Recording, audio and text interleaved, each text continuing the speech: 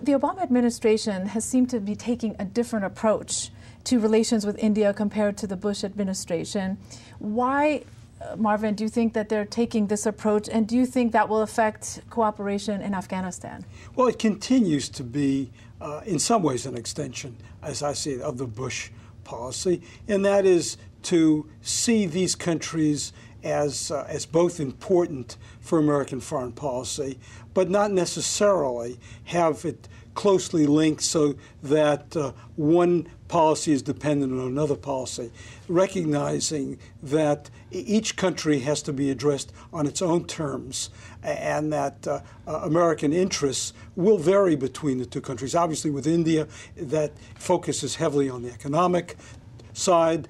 With Pakistan now, it's the strategic relationship involving primarily now our efforts here in counterterrorism in Afghanistan. India doesn't have any troops in Afghanistan. They are training the Afghan National Army now. But do you think that the Indian government is concerned about the U.S. withdrawal of U.S. troops next year? Well, I think the Indians are very concerned about that because for them the nightmare scenario is for Afghanistan to fall back into the sort of situation it had before 9/11, with a government with the Taliban in a strong position, and above all with Pakistan having a strong position.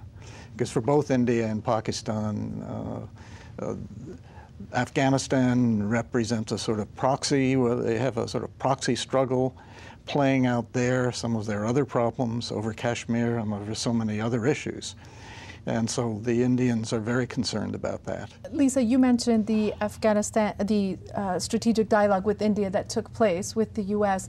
Did any of that touch on Afghanistan? I think Afghanistan definitely did come up in that strategic dialogue, and I would assume that India did raise some of its concerns, particularly about the issue of reconciliation with the Taliban. As Dennis mentioned, the Indians fear that the situation will go back to the 1990s, where the Taliban dominated the country, where Pakistan played a very large role. So I think that there are some concerns there, and I'm almost certain that it would have come up. But we don't know if any of the dialogue resulted in any concrete change with India's role in Afghanistan.